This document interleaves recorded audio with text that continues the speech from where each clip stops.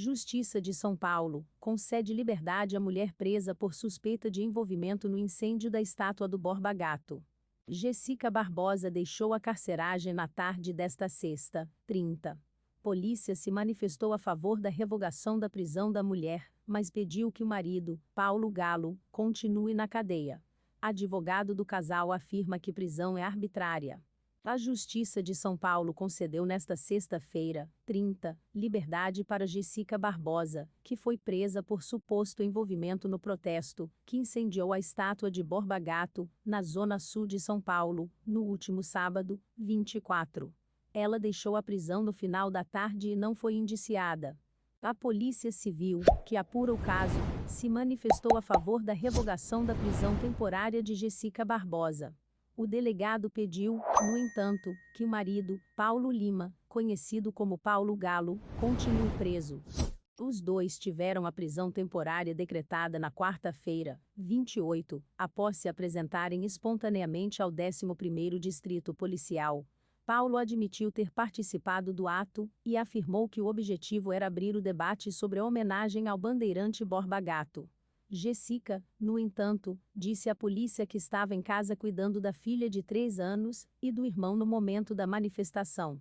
Diante das novas informações prestadas pela autoridade policial, constato que é imperiosa a revogação da prisão temporária da investigada, uma vez inviável, ao menos por hora, confirmar sua participação direta nas práticas delitivas, diz a decisão da juíza Gabriela Bertolli. Em relação à situação de Paulo Galo, Bertolli pediu que o Ministério Público se manifeste sobre a manifestação da Polícia Civil, que pediu a prorrogação de sua prisão temporária. Para o advogado do casal, a prisão de Jéssica Barbosa na carceragem do 89º Distrito Policial, no Morumbi, foi incompatível com a situação da investigada, que tem uma filha de 3 anos. Abre aspas. A postura do delegado foi humana, sabendo da urgência da medida para uma mãe de uma filha de 3 anos, e que também é responsável por um irmão de 9 anos e está presa.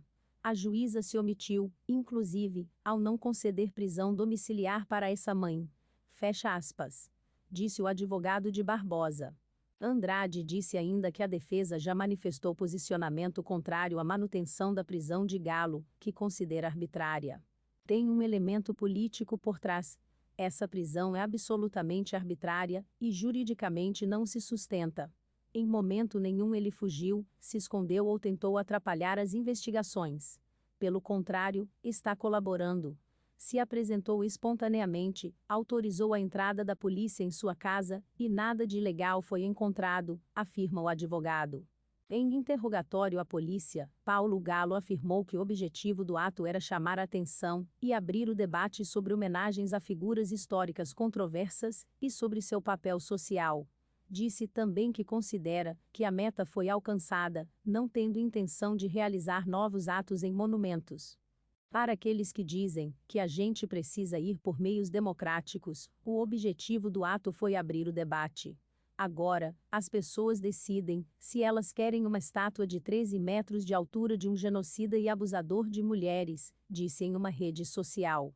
Ele também afirmou à polícia que sua esposa não participou da manifestação, mas que utilizou um número de celular, que está cadastrado no nome dela, para contratar o frete para o transporte dos pneus, que foram utilizados para incendiar a estátua. A polícia também cumpriu mandado de busca e apreensão na casa do casal. Na quinta-feira, 29, a defesa protocolou pedidos de revogação de prisão temporária e habeas corpus para os dois.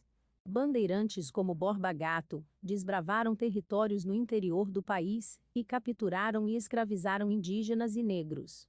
Segundo historiadores, muitos mataram indígenas em confrontos que acabaram por dizimar etnias.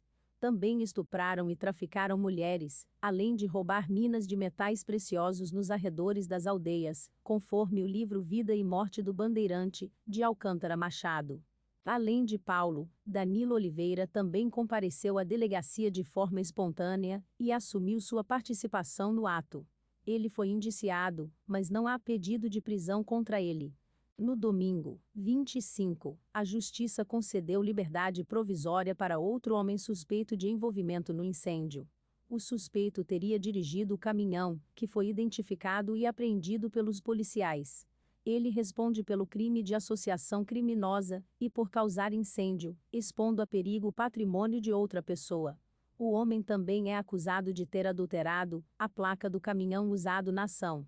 O ataque à estátua ocorreu no sábado, e um vídeo mostrou o momento em que os manifestantes retiraram pneus de um caminhão, espalharam os objetos pela via e nos arredores da estátua e, em seguida, atearam fogo no local. O caso ocorreu por volta das 13h30. Em frente ao monumento em chamas, o grupo responsável pela ação estendeu uma faixa com a frase Revolução Periférica: a favela vai descer, e não vai ser carnaval. Policiais militares e bombeiros chegaram ao local pouco tempo depois, controlaram as chamas e liberaram o tráfego. Ninguém ficou ferido. Na madrugada de domingo, 25, a Polícia Civil localizou o caminhão utilizado pelo grupo na cidade de Ferraz de Vasconcelos, na Grande São Paulo. O veículo estava com a placa adulterada e foi apreendido. Uma avaliação preliminar da Defesa Civil indicou que, a princípio, o fogo não comprometeu a estrutura. Na segunda-feira, o prefeito de São Paulo, Ricardo Nunes, disse que um empresário se propôs a doar o valor necessário para restaurar a estátua.